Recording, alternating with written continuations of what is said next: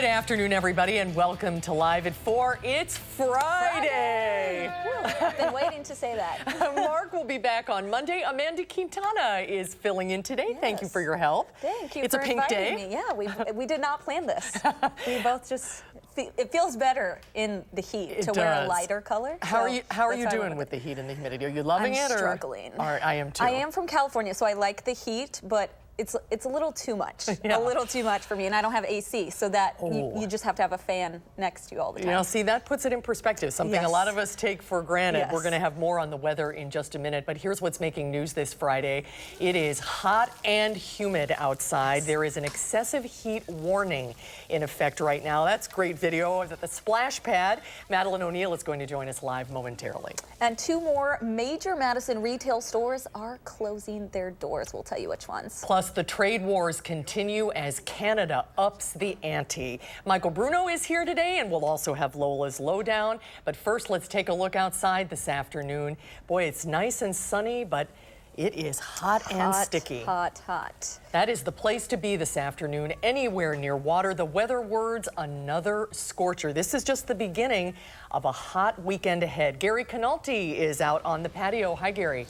Hi, Susan and Amanda. Boy, you can almost cut the air with a knife. It is that humid out here. And then you add in the sun and the heat. I mean, it feels almost unbearable. There's a little bit of a breeze blowing, but that doesn't really help things very much. Just kind of moves the hot air around. We have alert days in the forecast for tonight, tomorrow, and for Saturday night into Sunday. Now, for tonight and tomorrow, it's just for the heat. Low temperatures tonight will stay in the upper 70s with heat index values staying above 80 through the night. So you don't even get a break from the heat overnight. And then tomorrow, look for high temperatures in the middle 90s with heat index values in the upper 90s to around 105 degrees. Now, tomorrow night, we'll see some thunderstorms develop. Those will continue into Sunday. Some of those could have heavy downpours. So we'll keep an eye out for that for tomorrow night and Sunday, but the humidity will still remain high, and even with high temperatures in the mid-80s on Sunday, it'll still feel pretty oppressive. On visible cloud track, the heat has expanded so far to the north that it's pushing the thunderstorm threat mainly up into northern Minnesota and up near Lake Superior, so we don't even have a chance for rain to break the heat, at least in the short term. And on Doppler track, some severe thunderstorms moved out of northern Minnesota and tracked north of Lake Superior, but that's the nearest rain of any consequence. Low temperatures this morning started out unusually mild in the upper 60s to around 70 degrees. Here in Madison, we're at 71. We're at 92 right now in Madison. Milwaukee's at 95. La Crosse right now 98 degrees. But look at the dew point temperatures.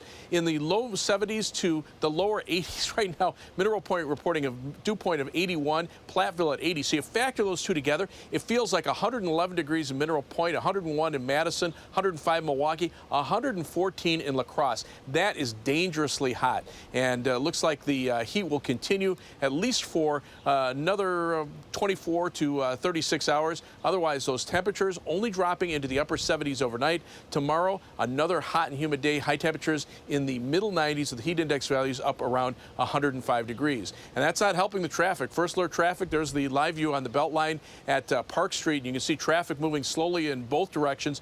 Slowest in the eastbound direction. In fact, delays start around Monona Drive, go back to west of Verona Road, and then westbound we're seeing some delays from around Park Street back to around Monona Drive. The interstates right now in pretty good shape. Traffic moving at the posted speed limits. Some slowdowns on Highway 12 approaching Whitewater, and then north and west of Madison. Interstates in pretty good shape. Some slowdowns on US 151 between Columbus and Sun Prairie. That's your first alert traffic.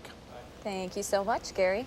Thank you, Gary. First at 4 with the holiday weekend right around the corner. All outdoor activities beginning. The heat and humidity are causing some concern. And drinking water or being in water are at the top of many people's priority lists, definitely mine. News 3's Madeline O'Neill joins us live from Elver Park Splash Park with the best ways to stay cool. Hi, Maddie. Hi, Amanda and Susan. Yeah, it definitely feels like summer out here, so a splash park isn't a bad place to be. Now we have this infrared thermometer that can give us an idea of just how hot the sun is making surfaces. We'll take a look at just the pavement. That is coming out at 116. A little earlier is 125. Might be close to the water. We'll take you back to the water. It is cooler at about 100 degrees here, 105. So still hot, but a lot better than being out in the sun. And with an excessive heat warning, public officials are reminding people to make sure to drink plenty of water as well, about 2 to 4 cups per hour of moving around outside. And to help out across town today at Southdale Park, Madison Water Utilities Water Wagon gave out cold water bottles to those playing at the playground or taking part in the free summer food program there. Just as often as you can think about drinking, go ahead and drink some water before you start feeling really thirsty. And you know, we're just out here to give people access to some cold water and a water bottle on a very, very hot day.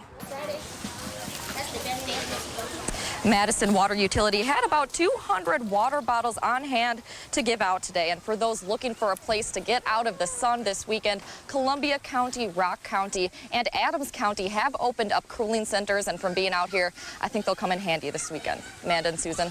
Thank you so much, Maddie. And you can find a full list of where those cooling centers are on our website, channel3000.com. Thank you, Maddie.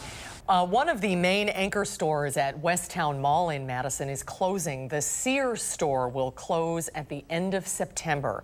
A Sears spokesperson says the decision was made as part of ongoing efforts to streamline the company's operations and focus on its best stores.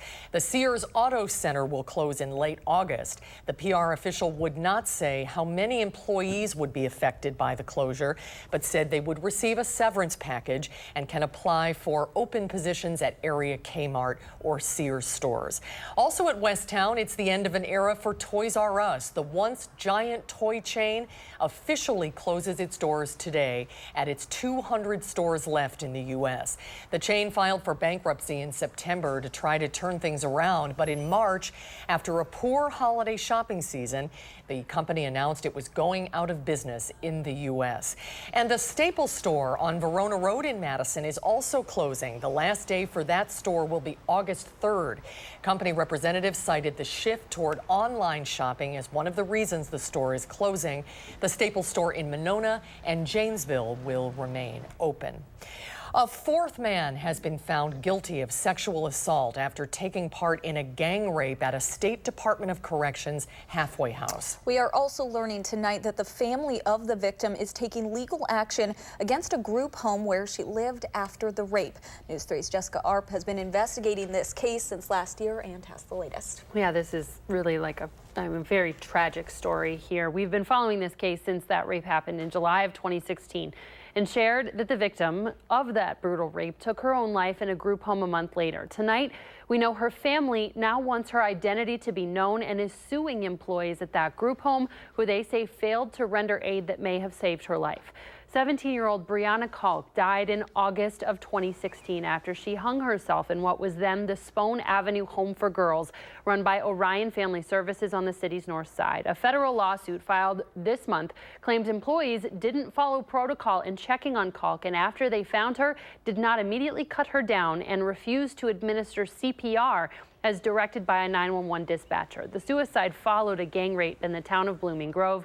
Nathan Thompson yesterday was found guilty by a jury of sexual assault for the incident that took place in that Wisconsin Department of Corrections halfway house. He's the fourth man to be found guilty in this case. A News 3 investigation found last year that the home was not regularly monitored by the DOC. News 3 reached out to Orion Family Services for comment on the lawsuit allegations and did not immediately hear back. The attorney for the Kalk family said Brianna's name was included in this filing because they wanted her identity and story to now be known. The family is also considering legal action against the Wisconsin Department of Corrections for the circumstances that led to that sexual assault. There was a lot of discussion about the atmosphere in that home. Sex offenders coming immediately out of prison and then living in this halfway house and not being regularly checked in on by the Wisconsin Department of Corrections. So we'll stay tuned. Tragic is right. Yeah, we'll continue to follow it. Thanks, Jess. Authorities in Maryland are uncovering more evidence for a possible motive in yesterday's deadly attack at a newspaper office. Today, a judge ordered the suspect held without bond. Kenneth Craig has the latest from Annapolis. Jared Ramos is behind bars, held on 5 counts of first-degree murder. The fellow was there to kill as many people as he could kill. Prosecutors say the 38-year-old hunted down employees at the office of the Capitol Gazette Thursday afternoon and opened fire with the shotgun.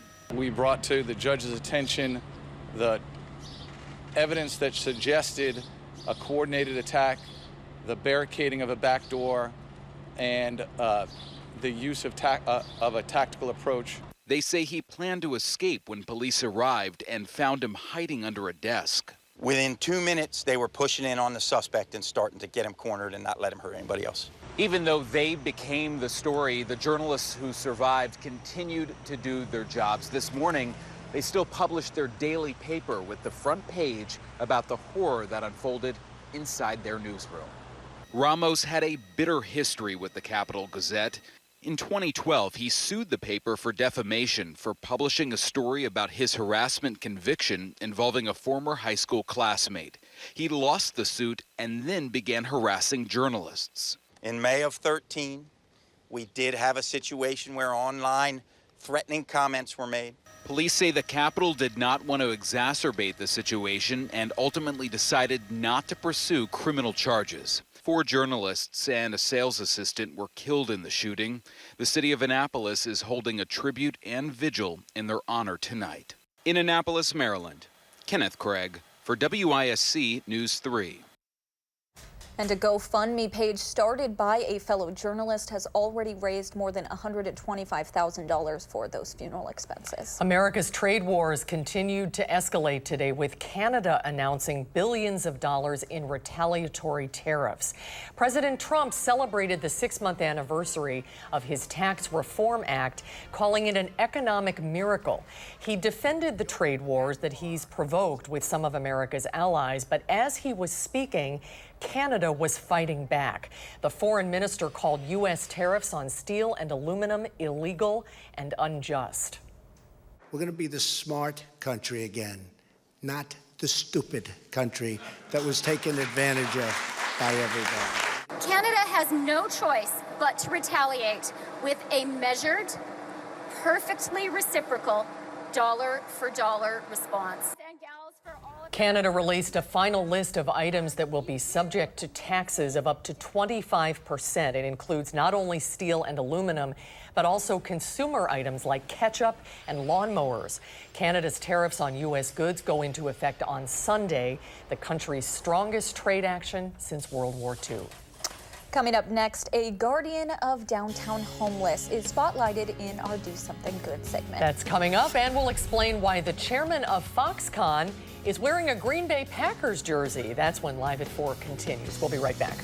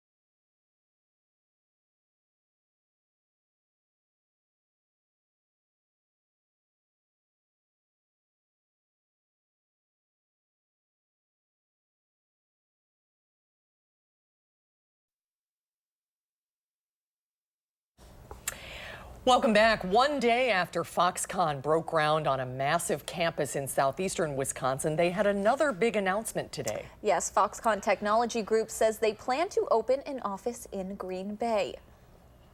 Today, I would like to announce Foxconn purchasing of Green Bay iconic Watermark building. This building will be the future home of Foxconn and Wisconsin Valley's major innovation center.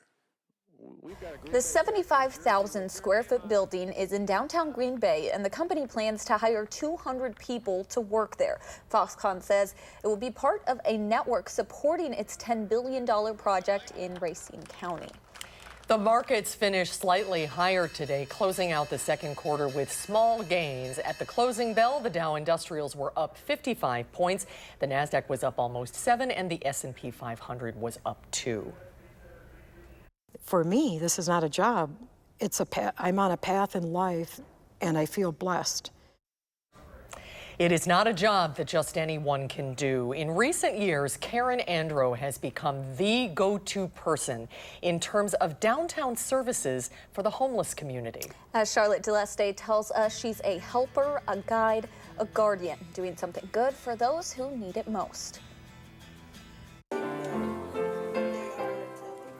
There's something to be said about that first meal of the day. And we're extending our table. And feeding your soul. We're providing that nutritious meal not only of a person's body, but of their spirit. Karen Andro is a caretaker of sorts to hundreds, if not thousands of people she doesn't know. Her heart's open to anybody that needs help.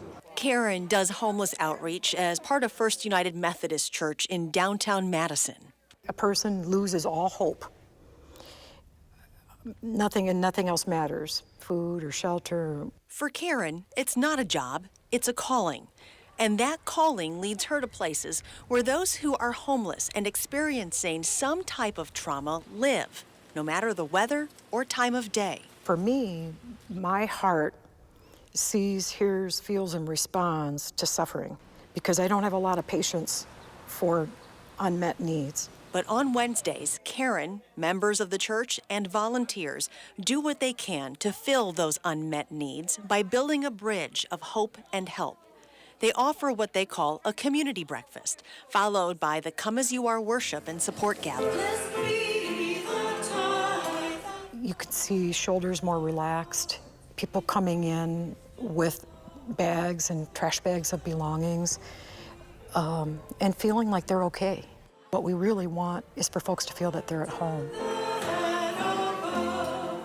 And eventually have a place to call home.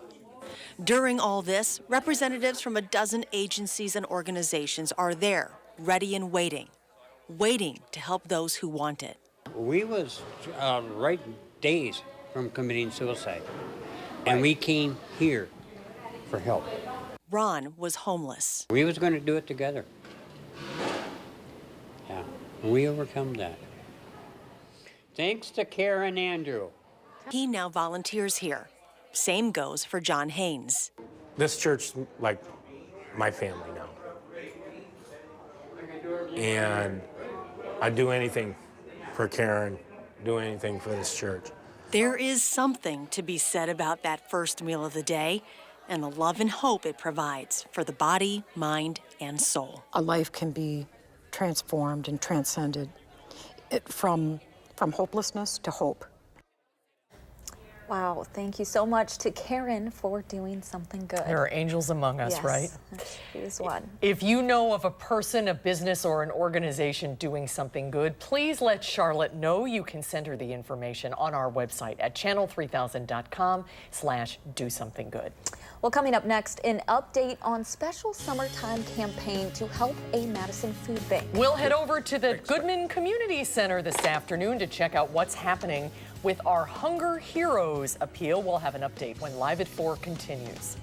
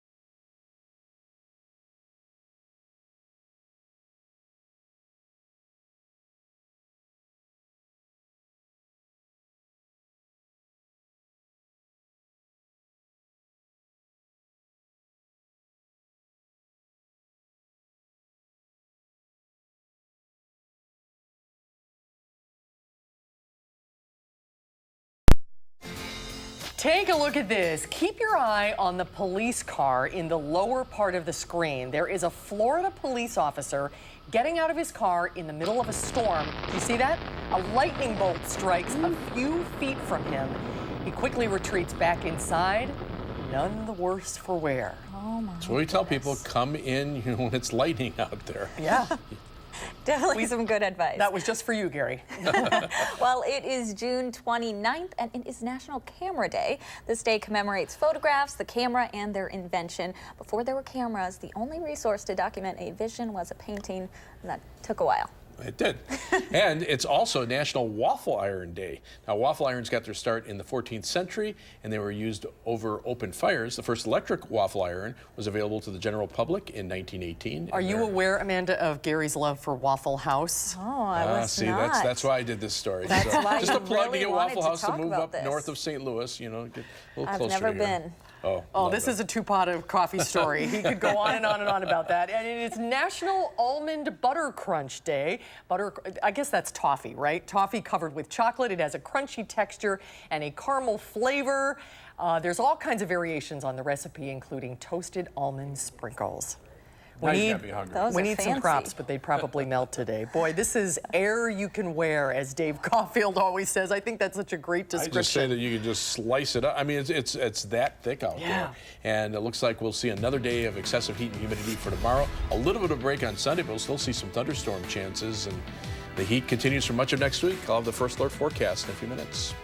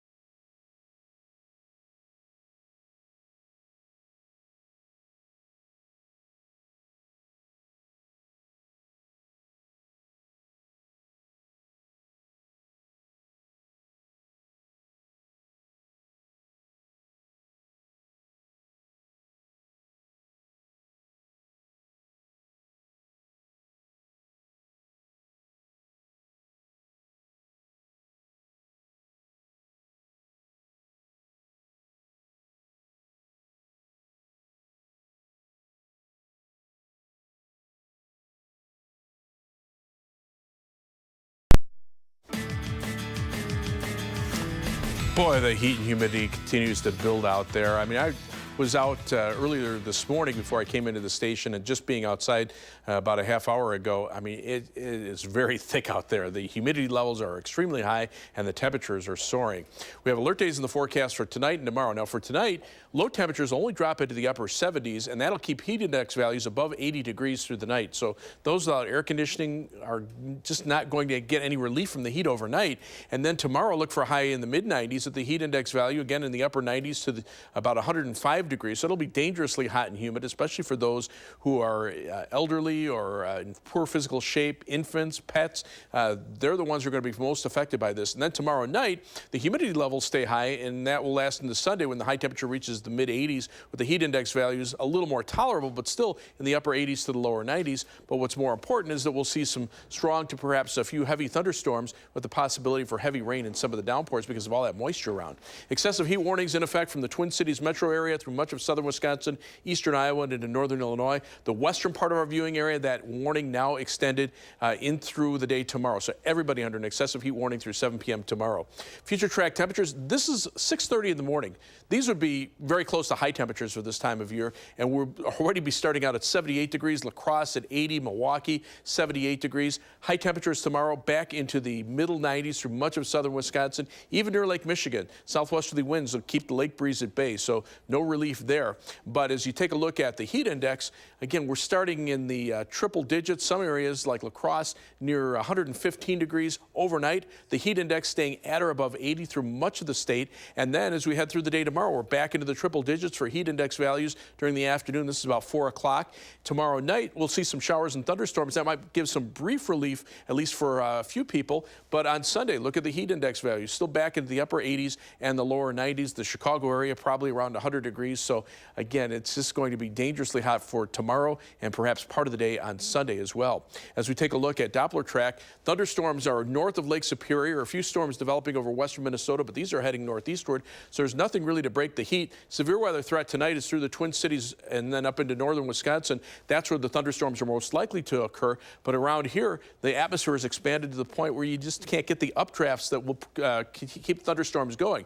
Now, tomorrow, as a cold front comes through, or at least starts moving into northwestern Wisconsin, we'll see better chances for thunderstorms. There is at least a slight risk of severe thunderstorms from Madison to the north and west, mainly later tomorrow night. Hail and gusty winds, the main threats, but also some heavy rain. And then on Sunday, a marginal risk of severe thunderstorms for an isolated strong to severe storm. But again, some of those storms could have heavy rain because of the high moisture content of the air. The live view from the Queen Bee Radio Skycam in Platteville. A few clouds on the western horizon, otherwise mainly clear skies. The WISC Skycam looking out toward the south and west. Again, clear skies there, and the Edgewater Skycam in downtown Madison looking back toward the west. You can see the boats out on Lake Mendota, but it's hot even on the lake. High so far today, 92. The low temperature starting out at 71, and right now we're at 92 with the southwesterly wind at 10 miles per hour. Heat index is 101 degrees with dew point temperatures in the middle 70s.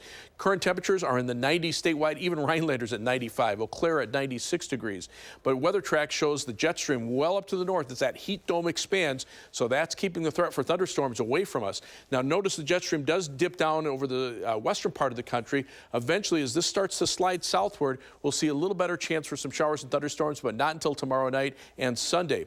The dividing line between the air masses is this front here, a cold front to the west, and then a stationary front, and then a warm front cutting through Wisconsin that's lifting northward, that's continuing to keep the heat around here. Noticing that between the warm and the cold fronts, temperatures mainly in the 90s, a few places around 100 degrees over Kansas, but to the north and west of the cold front, temperatures drop back into the upper 70s and low 80s. However, notice the dew points also very high in the low to mid 70s. That's tropical air like you'd expect in Miami. So as that cold front draws closer, thunderstorm chances will stay to our north and west tomorrow, but by tomorrow night they'll start to move into Wisconsin, and then eventually we'll see some shower and thunderstorm chances into Sunday as well. Behind it, things start to clear out and the heat and humidity continue into much of the day on Monday. Again, excessive heat warning now in effect until 7 p.m. for our entire viewing area. Look for a low of 78 tonight. It'll be muggy and very mild with the heat index values above 80. Tomorrow's high 94, heat index 98 to 105 degrees. On future track, you can see those temperatures only dropping to the upper 70s overnight. High temperatures tomorrow well into the 90s. Tomorrow night, you can see shower and thunderstorm chances moving through, and then maybe a few on Sunday as well. And that'll keep high temperatures a little bit lower on Sunday, mainly in the middle 80s. Now, areas that do get rain could see some significant amounts. We're looking generally a quarter to a half inch of rain, but isolated amounts of 1 to 2 inches with some of the heavier thunderstorms like we've seen in recent days. 7 to 10 day forecast, back to 86 on Monday, and then right back up to around 90 for much of next week. Even the 4th of July hot with just very slight chances for showers and thunderstorms. Boy, how do you deal with that with your dog, Amanda? You have a big lab. Yeah, you just put him in front of a fan. And walk him at 4 a.m. Yeah, you have to get up early or he gets really hot. Yeah, yes. all of us. Like all me, of us. yes, all of us. All right, thanks a lot, Gary. Sure. We'll have an update on our Hunger Heroes campaign at the Goodman Community Center when Live at 4 continues.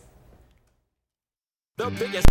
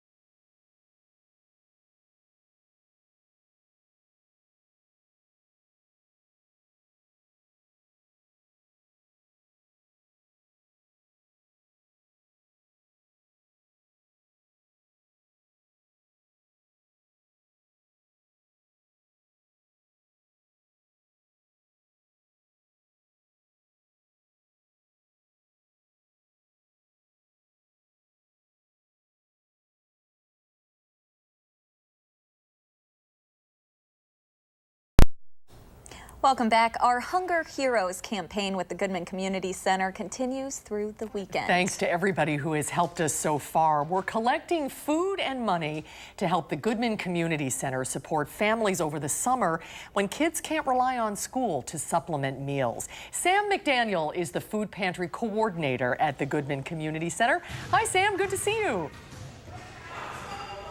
You too. Thanks for having me. You bet. How much money has been donated so far?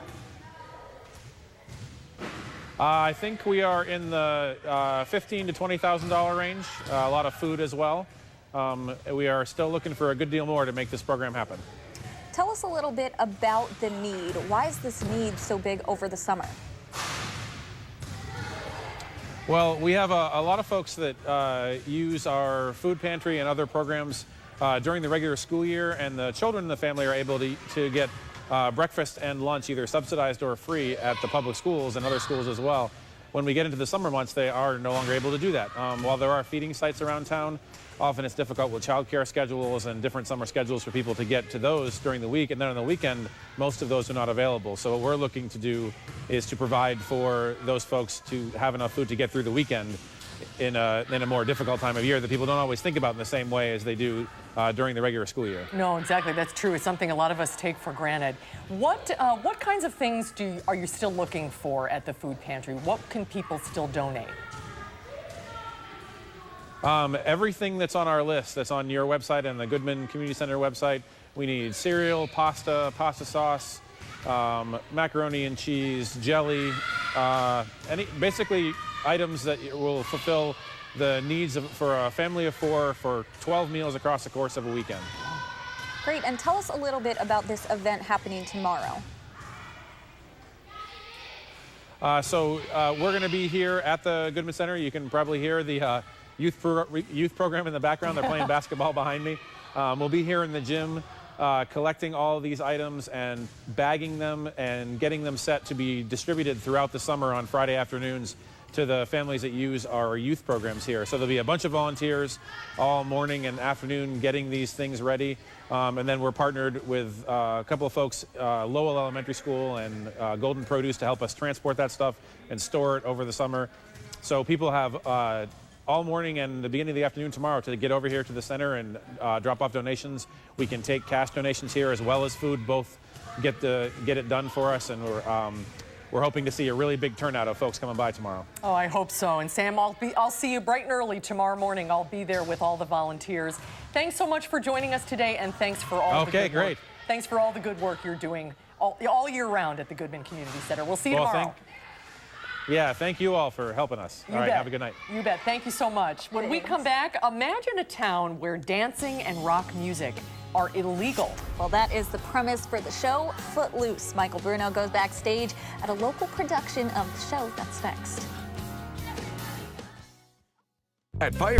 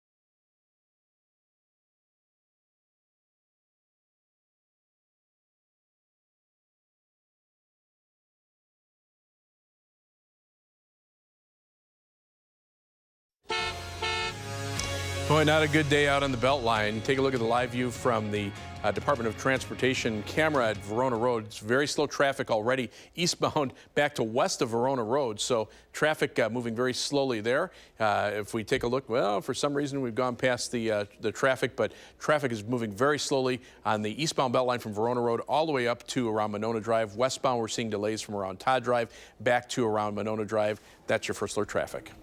Thank you so much, Gary. Well, we have an extra take a look at this segment today. A woman attempted to rob a convenience store, oh my goodness, in Spruce Grove, Alberta. She fell through the ceiling of the building. The store owner suspected that she was using a stolen credit card, so she ran into a back room and climbed into the ceiling. Obviously, it didn't work. She crashed into the shelving below, and then she gave up. She meant to do that, right? It was all part of the plan. A stage adaptation of a classic 1980s movie is on stage at the Beaver Dam Area Community Theater this weekend. Footloose is a musical based on the beloved film about a big city kid who moves to a small town where dancing is banned. Let's go backstage with Michael Bruno. I'm punching that same card. 8 hours busting my butt. Oh, tell me what I got. I got this feeling that time is holding me down. Most, if not all, the music from the movie that just, blew up. The title track, Footloose is in there. We've got Let's Hear It for the Boys in there. Holding Out for a Hero. They're all in there, but they're woven into the story so that the characters are singing it. Tonight I gotta cut loose, foot loose, kick off your Sunday shoes. I am the new kid in a small town. I moved from Chicago, and I'm just thrown into this town, which I have no idea what the rules are or the people or what I'm supposed to do. All I'm trying to do is fit in. Well, you can find it on any map. What's the name of it? Folks are flocking from all over. What's the name of it? Beaumont. Beaumont? Where the hell is Beaumont? Learning all the choreography for that, was it difficult? Yes, I remember my first rehearsal. It was 6 hours long, and the first 2 to 3 hours of it, it was just me and the choreographer just going at it straight in for one of my solo pieces. And I thought it was a little overwhelming at first, but once I had a couple run-throughs and a couple more rehearsals, it just came nice, and it just flowed nicely, and it's a lot of fun to do. So what's it like portraying a kid in the 80s? What are you learning about that era? I'm learning a lot about the hair. So I'm Rusty. She was originally in the movie. She was Sarah Jessica Parker, so big shoes to fill. I like to call Rusty, she's sort of the hopeless romantic of the show. She's had this big crush for a long time, and it never really goes anywhere until, the show starts. I'm super pumped. I get to sing Let's Hear It for the Boy, which is my mom's all-time sort of favorite college song, so.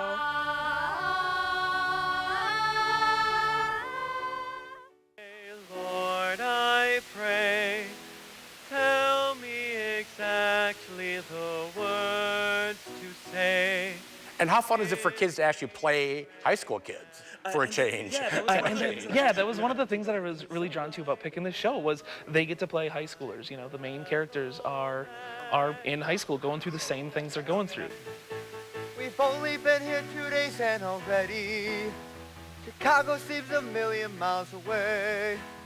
But we were barely hanging on there, especially with my father gone. There's not too many places we could stay. And maybe Mom could find a job that's steady. And maybe I could stand it for a year.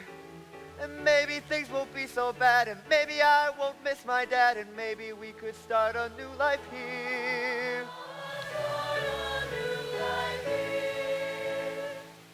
But if Such a fun show. They have got the 80s hair down pat.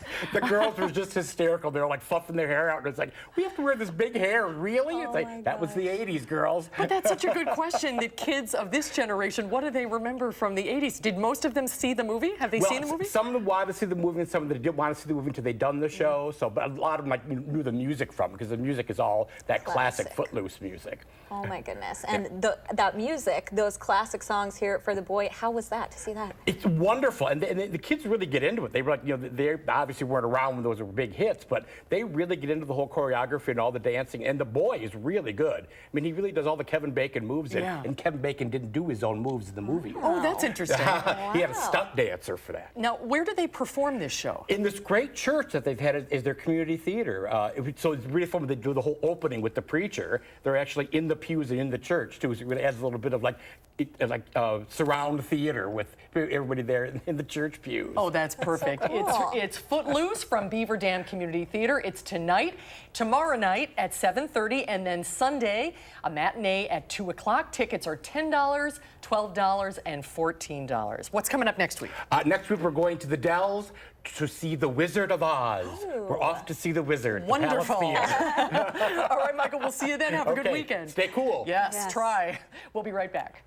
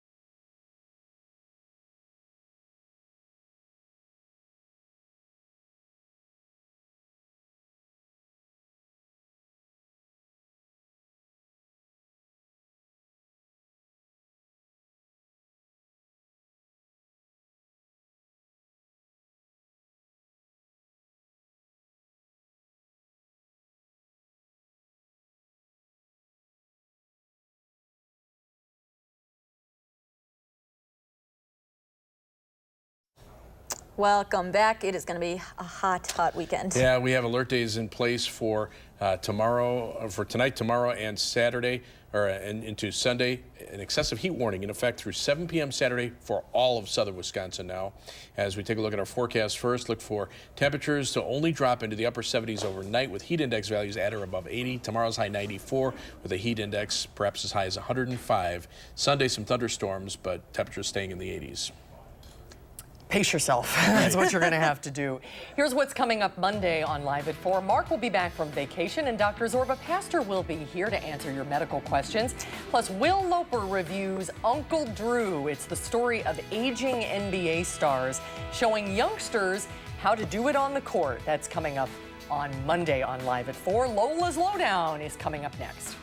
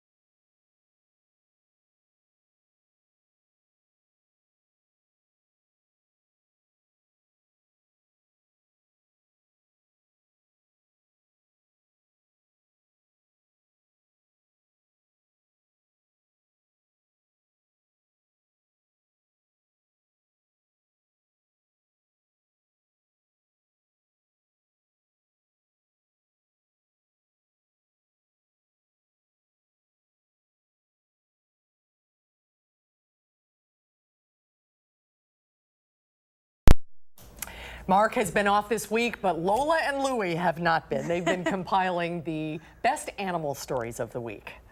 And here's this week's edition of Lola's Lowdown.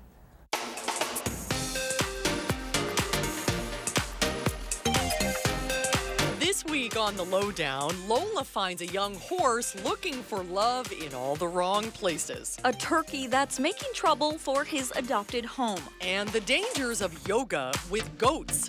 But first, we start out at a zoo in London, where the birth of 4 tiger cubs and their first moments were caught on camera.